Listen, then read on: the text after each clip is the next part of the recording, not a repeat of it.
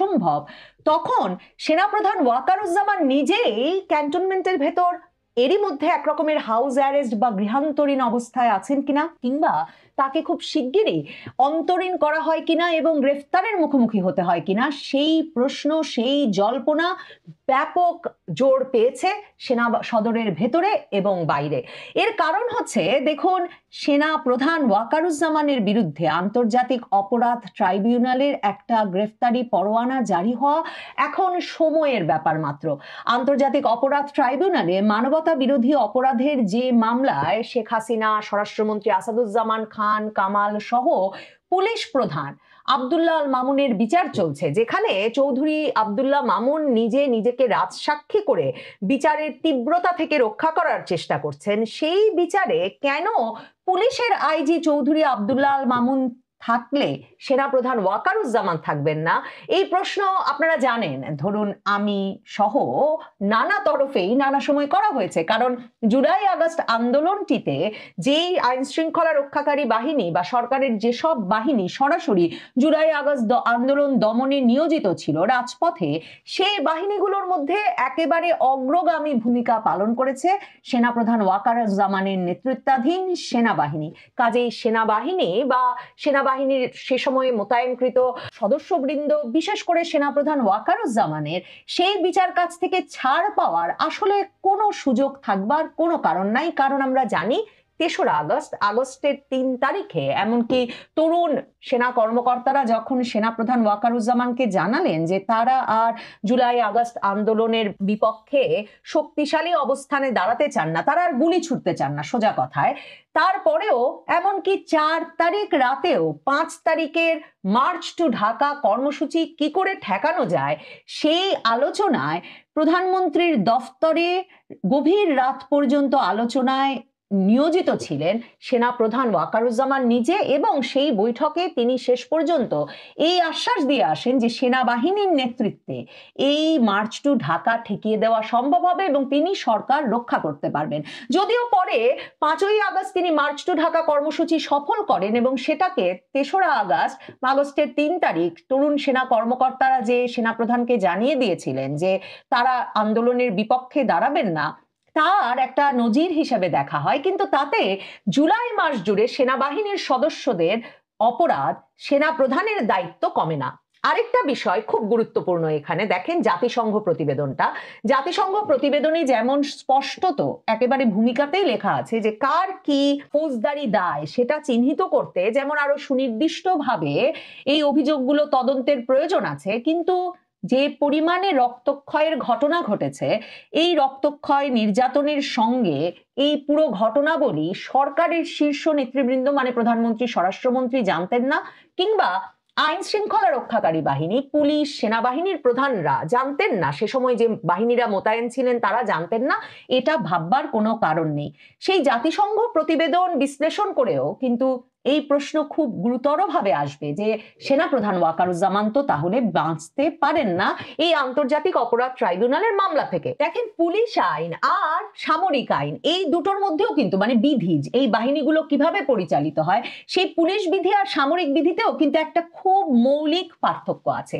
পুলিশের ক্ষেত্রে যেমন যেই পুলিশ সদস্য গুলি চালাচ্ছেন শেষ পর্যন্ত তার ব্যক্তিগত দায় চিহ্নিত করতে হবে, কারণ পুলিশকে যখন অস্ত্র দেওয়া হয় তখন এই বিধির আওতায় দেওয়া হয় যে পুলিশ তার নিজের বুদ্ধি বিবেচনা এবং কতটা ঝুঁকি সামনে থেকে আসছে তার উপর বিবেচনা করে আসলে অস্ত্র প্রয়োগ করবে। মানে লাঠিচার্জ করলেও সেটা তার নিজ দায়িত্বে করতে হবে, গুলি ছুড়লেও সেটা তার নিজ দায়িত্বে, ব্যক্তির নিজস্ব দায়িত্বে করতে হবে।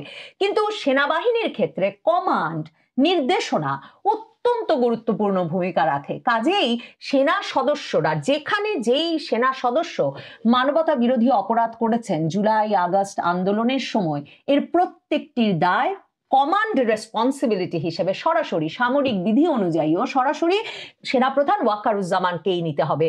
সেনাবাহিনীর ভেতরে এই আলাপটা খুব জোরদার হয়ে উঠেছে। একদিকে যেমন ভীতি ছড়িয়ে পড়েছে একটা অংশের মধ্যে, যারা সেনাবাহিনীর সদস্য হিসেবে মোতায়েন ছিলেন আইন শৃঙ্খলা পরিস্থিতি নিয়ন্ত্রণে আনতে জুলাই আগস্ট আন্দোলনের সময়টায়, তারা যেমন এই ভয়ের ভেতরে আছেন যে তাদের নামেও মামলা হতে যাচ্ছে। কারণ তারা জানেন আন্তর্জাতিক অপরাধ ট্রাইব্যুনাল অন্তত 150 জনের বিরুদ্ধে আরো গ্রেফতারি পরোয়ানা জারি করতে যাচ্ছেন, যারা প্রত্যেকেই জুলাই আগস্ট আন্দোলনের জন্য অভিযুক্ত হবেন এবং এরা প্রত্যেকেই সেনাবাহিনীতে বর্তমানে কর্মরত। ঠিক তেমনি সেনাবাহিনীর ভেতরে এটাও সকলে জানেন সেনাপ্রধান ওয়াকারুজ্জামানও আন্তর্জাতিক অপরাধ ট্রাইব্যুনালের এই মামলা থেকে বাঁচতে পারবেন না। দেখেন, 15 জন সেনা কর্মকর্তাকে হেফাজতে নেওয়ার খবরটা যখন সেনা সদর দপ্তরে দাঁড়িয়ে মেজর জেনারেল হাকিমুজ্জামান সংবাদ মাধ্যমের সামনে প্রকাশ করলেন, তখন ছবিতে দেখেন বা খবরে পড়েন দেখবেন যে আরো অনেক সেনা কর্মকর্তারা তার পেছনে দাঁড়ানো ছিলেন। সেখানে কিন্তু ব্রিগেডিয়ার জেনারেল দেওয়ান মোহাম্মদ মনজুর হোসেন ছিলেন, যিনি মিলিটারি অপারেশনসের পরিচালক। সেখানে সেনা সদর দপ্তরের যে জাজ ডিপার্টমেন্ট, বিচার বিভাগ, সেনা বিচার যারা পরিচালনা করেন, সেই জাজ ডিপার্টমেন্টের ব্রিগেডিয়ার জেনারেল আসিফ ইকবাল ছিলেন এবং মিলিটারি ইন্টেলিজেন্সের ব্রিগেডিয়ার জেনারেল সেলিম আজাদ ছিলেন। এই যে বেশ কয়েকজন জেনারেল মিলে, এছাড়া কর্নেল, লেফটেন্যান্ট কর্নেল পদমর্যাদার সামরিক কর্মকর্তাও ওই সংবাদ সম্মেলনে উপস্থিত ছিলেন। এই যে দলে বলে জেনারেলেরা উপস্থিত হয়ে সেনা কর্মকর্তাদের হেফাজতে নেওয়ার কথাটা পরিষ্কার করে বললেন এবং সংবাদ মাধ্যমকে তারা জানালেন যে মানবতা বিরোধী অপরাধে অভিযুক্ত হওয়া মাত্র সার্ভিস থেকে বরখাস্ত হিসেবে ধরে নেওয়া হবে। এবং সেটা কিন্তু আন্তর্জাতিক অপরাধ ট্রাইব্যুনাল নতুন যে সংশোধন এনেছে গ্রেফতারি পরোয়ানা জারির 2 দিন আগে, মানে গত সপ্তাহে, সেখানেও স্পষ্ট করে তারা রেখেছে যে কোনো ব্যক্তির বিরুদ্ধে আদালতে আন্তর্জাতিক অপরাধ ট্রাইব্যুনালে যদি অভিযোগ গৃহীত হয় এবং সেই ব্যক্তিকে যদি গ্রেফতারি পরোয়ানা জারি করা হয়, তাহলে তিনি আর প্রজাতন্ত্রের কোনো দায়িত্বে নিয়োজিত থাকতে পারবেন না। মানে সেনা কর্মকর্তা হলেও তার চাকরি চলে যাবে। তার মানে যেই মাত্র কোনো ব্যক্তির বিরুদ্ধে আন্তর্জাতিক অপরাধ ট্রাইব্যুনালে অভিযোগ গৃহীত হবে, গ্রেফতারি পরোয়ানা জারি হবে, সেই মাত্র চাকরি চলে যাবে, সেটা কিন্তু সেনাপ্রধান ওয়াকারুজ্জামান হলেও। এই কথাটাই কিন্তু জেনারেলদের এই একটি অংশই এসে যে সংবাদ মাধ্যমের সামনে পরিষ্কার করে বললেন, কারণ এই পক্ষটি গত কয়েকদিন ধরে বৈঠক পাল্টা বৈঠক, আলোচনা পাল্টা আলোচনায় এই সিদ্ধান্ত সেনাপ্রধান ওয়াকারুজ্জামানকেও জানিয়েছেন যে সেনাবাহিনী হিসেবে তারা জুলাই আগস্ট আন্দোলনের কিংবা শেখ হাসিনার শাসনামলের কোনো গুম খুন নির্যাতনের দায় নিতে চান না। তারা মনে করেন, জেনারেলদের এই অংশটি মনে করেন যে সরাসরি এ ধরনের কোনো অভিযোগ এলেই সেই সেনা কর্মকর্তাকে বরখাস্ত হিসেবে গ্রহণ করতে হবে এবং বরখাস্ত সেনা কর্মকর্তার ক্ষেত্রে কিন্তু সেনাবাহিনীর দিক থেকে সেই ব্যক্তির বেসামরিক আদালতে বিচার হওয়ার ক্ষেত্রে আর কোনো বাধা থাকে না। মানে সামরিক বিধিতে তাদের ক্ষেত্রেই সামরিক আইনে বিচার হওয়ার কথা, যারা সার্ভিং সেনা কর্মকর্তা। তো আপনার বিরুদ্ধে আন্তর্জাতিক অপরাধ ট্রাইব্যুনালে মামলা হওয়া মাত্র যেহেতু আপনার চাকরি চলে যাচ্ছে, মানে সেনাপ্রধান ওয়াকারেরও যাবে বা যে কোনো সেনা কর্মকর্তার যাচ্ছে, কাজেই সেক্ষেত্রে এদিকে কোনো বাধা নেই এবং তারা মনে করেন সেনাবাহিনীর কর্তব্য দ্রুততম সময়ে ওই ব্যক্তিকে গ্রেফতার করে সেনা হেফাজতে এনে জনমানুষের মধ্যে এই আস্থা তৈরি করা যে সেনাবাহিনী কাউকে সেফ এক্সিট দিচ্ছে না। আর এই জেনারেলদের এই অংশটিরই মূল আপত্তি, মূল সন্দেহ সেনাপ্রধান ওয়াকারের প্রতি ওই জায়গাটাতে যে কেন তিনি তার কোর্সমেট ডিজিএফআই এর সাবেক ডিজি শেখ হাসিনার অত্যন্ত ঘনিষ্ঠ জেনারেল আকবর সহ বিভিন্ন ব্যক্তিবর্গকে, মানে ডিজিএফআই এর 5 মহাপরিচালককে তিনি কেন পালিয়ে যেতে দিলেন? কি করে শেখ হাসিনার সাবেক সামরিক সচিব কবির আহমেদ যে গ্রেফতারি পরোয়ানা জারি হয়েছে খবর হওয়ার পর দিন কি করে তিনি পালিয়ে যেতে সক্ষম হলেন? এই প্রশ্নগুলোর কোনো সুস্পষ্ট উত্তর জেনারেলদের সামনে সেনাপ্রধান ওয়াকারুজ্জামান দিতে না পারার পর থেকেই একদল বলছেন, খুব কনফিডেন্সের সঙ্গে, আত্মবিশ্বাসের সঙ্গে বলছেন যে সেনাপ্রধান ওয়াকারুজ্জামান সেনাবাহিনীর সেনা সদর দপ্তরের ভেতরেই একরকম হাউস অ্যারেস্ট বা গৃহান্তরীণ অবস্থায় আছেন। দেখেন, জাতিসংঘ যে রিপোর্টটি তৈরি করেছে জুলাই আগস্ট আন্দোলনের, সেই রিপোর্টের 73 পাতায় বাংলাদেশ আর্মি এই অংশটি 278 নাম্বার অনুচ্ছেদ, এই অংশটি যদি পড়েন দেখবেন সেই অংশটিতে জাতিসংঘ সরাসরি আর্মিকে কি কি কারণে দোষী সাব্যস্ত করতে হবে এবং বিচারের আওতায় আনতে হবে তার এক রকমের সুস্পষ্ট বর্ণনা দিয়েছে। 278 নম্বর পয়েন্টে তারা লিখছে, বাংলাদেশের সেনাবাহিনীর সৈন্যরা সরাসরি সামরিক গ্রেডের রাইফেল থেকে, মিলিটারি রাইফেল থেকে প্রাণঘাতী গুলি ছুড়েছে অন্তত 3টি অকেশনে বিক্ষোভকারীদের উদ্দেশ্যে এবং মানে মেরে ফেলার ইন্টেন্ট নিয়ে, উদ্দেশ্য নিয়ে এবং অন্তত একটি ক্ষেত্রে তারা বিচার বহির্ভূত হত্যাকাণ্ড ঘটিয়েছে। এরপর তারা লিখছে অনেক জায়গাতেই সেনাবাহিনী ফাঁকা গুলি ছুঁড়েছে, যেই ফাঁকা গুলি ছোড়াও এক রকমের দায়িত্বহীন আচরণ ছিল এবং তার ফলেও ধারণা করা যায় যে বিভিন্ন রকম অ্যাডিশনাল ইনজুরি মানে নানা জনে আহত এবং মৃত্যুর হতাহতের ঘটনা ঘটেছে। লিখছে জাতিসংঘ যে যদিও অন্য বাহিনীগুলোর চাইতে যতটুকু তথ্য জাতিসংঘ পেয়েছে, কারণ জাতিসংঘ ওই রিপোর্টে কিন্তু বলেছে না সেনা সদর দপ্তর থেকে না সেনা গোয়েন্দা সংস্থা ডিজিএফআই কোনো তরফ থেকে কোনো তথ্য তাদেরকে সরবরাহ করা হয় নাই, সরকারও এইসব তথ্য জোগাড় করে এনে জাতিসংঘকে দিতে পারে নাই। জাতিসংঘ বলছে যে অন্য বাহিনীগুলোর থেকে পুলিশের চাইতে র্যাবের চাইতে অনেক কম শক্তি প্রয়োগ করেছে বটে সেনাবাহিনী, কিন্তু সেনাবাহিনী মূলত তাদের সুরক্ষায় কাজ করেছে। এবং 279 নাম্বার পয়েন্টে জাতিসংঘ পরিষ্কারভাবে লিখছে যে পুলিশ এবং প্যারামিলিটারি ফোর্স যাতে বড় ধরনের মানে ভায়োলেশন ঘটাতে পারে, আইনের লঙ্ঘন ঘটাতে পারে, সেই কাজের জন্য একটা ইম্পর্টেন্ট এনাবলিং রোল মানে সহযোগীর ভূমিকা পালন করেছে বাংলাদেশ আর্মি।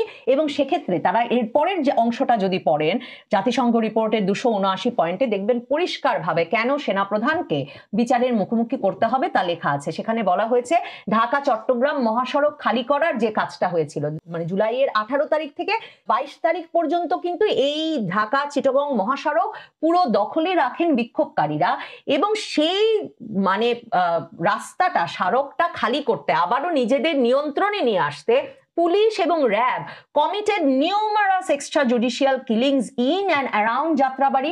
যাত্রাবাড়ির ওই এলাকাটাতে পুলিশ আর র্যাব অসংখ্য বিচার বহির্ভূত হত্যাকাণ্ড ঘটিয়েছে। জাতিসংঘ বলছে যে এই আর্মি এই হাইওয়ে ক্লিয়ারেন্স মহাসড়ক যাত্রাবাড়ি মহাসড়ক ক্লিয়ারেন্স অপারেশনে সৈন্য নিয়োগ করেছিল এবং আর্মি চিফ সেনাবাহিনী প্রধান পার্সোনালি যাত্রাবাড়ি গিয়ে কিন্তু 23 তারিখে অপারেশন সফল হয়েছে মানে যাত্রাবাড়ি সড়ক তারা মুক্ত করেছেন সেই কথা ঘোষণা করতে কিন্তু সেখানে যান। দেখেন পত্রিকার খবরে যদি পড়েন তখনও দেখবেন যে 23শে জুলাই এই খবর আসলো যে সেনাপ্রধান ও পুলিশ প্রধান 5 দিন পর যাত্রাবাড়ি এলাকা সেনাবাহিনী পুলিশের নিয়ন্ত্রণে এবং তারা দুজন মিলে এই এলাকা পরিদর্শন করেন এবং পুলিশ প্রধান তখন বলেন সেনাবাহিনী প্রধান তখন বলেন ওয়াকারুজ্জামান যে সেখানে যে ধ্বংসযজ্ঞ চলেছে তা অবর্ণনীয়। মানে যাত্রাবাড়ির ঢাকার যাত্রাবাড়ি থেকে ঢাকা চট্টগ্রাম মহাসড়কের সিমরাইল চিটাগং রোড এলাকা টানা 5 দিন পর যে তারা মুক্ত করেছেন সেটা কিন্তু পুলিশ প্রধান আর সেনাবাহিনী প্রধান তাদের দুই বাহিনী যেহেতু এতে কাজ করেছে সেটা গিয়ে পরিদর্শন করে সংবাদ মাধ্যমের সামনে ঘোষণাও দিয়েছিলেন। কাজে এই জায়গাটা পড়লে পরিষ্কার বুঝবেন যে তাজুল ইসলামের হাতে আন্তর্জাতিক অপরাধ ট্রাইব্যুনালের চিফ প্রসিকিউটর তাজুল ইসলাম সেনাপ্রধান ওয়াকারুজ্জামানের বিরুদ্ধে গ্রেফতারি পরোয়ানা অভিযোগ একেবারে তৈরি করে রেখেছেন টেস্ট কেস হিসেবে। সেনাবাহিনীর ভেতরেও এই আলাপ একেবারে পরিষ্কারভাবে হয়েছে যে টেস্ট কেস হিসেবে তিনি প্রথমে এই 24 জনের বিরুদ্ধে গ্রেফতারি পরোয়ানা জারি করলেন, অভিযোগ আনলেন আয়নাঘর কাণ্ডের জন্য। এখন জুলাই আগস্ট আন্দোলনে সেনা কর্মকর্তাদের এবং সেনাপ্রধান ওয়াকারুজ্জামানের বিরুদ্ধে চার্জশিট আসা, গ্রেফতারি পরোয়ানা আসা সময়ের ব্যাপার মাত্র। এবং এখানে এবং জাতিসংঘ রিপোর্টে কিন্তু পরিষ্কারভাবে এই কথাটাও আছে এই পাতাতে 73 নম্বর পাতায় 279 নম্বর পয়েন্টে যে আর্মি চিফ এমনকি 4 আগস্টেও প্রধানমন্ত্রী স্বরাষ্ট্রমন্ত্রীর সঙ্গে বসে কি করে তারা মাস প্রটেস্ট বিক্ষোভ ঠেকাবেন সেটাতে শুধু কাজ করেছেন তাই নয়, পুরো জুলাই আগস্ট জুড়ে সেনাবাহিনী ব্লক রেইডে যেই ব্লক রেইডের মাধ্যমে আইন শৃঙ্খলা রক্ষাকারী বাহিনী পুলিশ র্যাব আরবিট্রারিলি ইচ্ছা মতো বিক্ষোভে অংশগ্রহণকারীদের ঢাকা সহ বিভিন্ন এলাকা থেকে গ্রেফতার করেছে, সেই জায়গাগুলোতে তারা যাতে যেমন ইচ্ছা করে যত ইচ্ছা ব্যক্তিকে মাস মানে গ্রেফতার নির্বিচারে গ্রেফতার করতে পারে সেই প্রোটেকশনও দিয়েছে আর্মি। এবং আমি যেটা বললাম আর্মি কাজ করে নির্দেশনায়, কমান্ড স্ট্রাকচার আছে আর্মির। কাজেই সেনাবাহিনীর একজন সদস্যকে কোনোভাবেই তিনি যখন কোনো সেনা নির্দেশনায় মোতায়েন ছিলেন তার দায়িত্ব পালনে তখন তার উপরের কমান্ডিং অফিসার এবং সর্বোচ্চ কমান্ডিং অফিসার সেনাপ্রধান ওয়াকারুজ্জামানকে দায়ী করা ছাড়া আন্তর্জাতিক অপরাধ ট্রাইব্যুনালের এই বিচার কোনোভাবেই যুক্তিসঙ্গত হয়ে উঠবে না। তবে সেনা সদর দপ্তরের ভেতরে নজরদারিতে আছেন বটে সেনাপ্রধান ওয়াকার, তিনি সেফ এক্সিট পান কিনা কিংবা সেফ এক্সিটের ব্যবস্থা করতে পারেন কিনা। আমার মনে হয় এটাই সবচেয়ে আলোচিত সেফ এক্সিটের ঘটনা হতে যাচ্ছে। জাতিসংঘ রিপোর্ট অবশ্য লিখছে যে এই সেনাপ্রধান এবং এই সেনাবাহিনী যে শেখ হাসিনা সহ আওয়ামী লীগের শীর্ষ নেতৃত্বের বাংলাদেশ ছেড়ে সেফ এক্সিট পাওয়ার ব্যবস্থা করেছেন এবং বাংলাদেশের আভ্যন্তরীণ আইনের আওতার বাইরে চলে যাওয়ার ব্যবস্থা করেছেন, সেটাও স্মরণ রাখা কর্তব্য। কাজেই সেনাপ্রধান ওয়াকারুজ্জামানের বিরুদ্ধে সম্ভবত অভিযোগের কোনো কমতি। আশা করি বিষয়টি বুঝতে পেরেছেন। এ নিয়ে আপনার গুরুত্বপূর্ণ মন্তব্যটি অবশ্যই কমেন্ট বক্সে জানিয়ে দিবেন। ধন্যবাদ।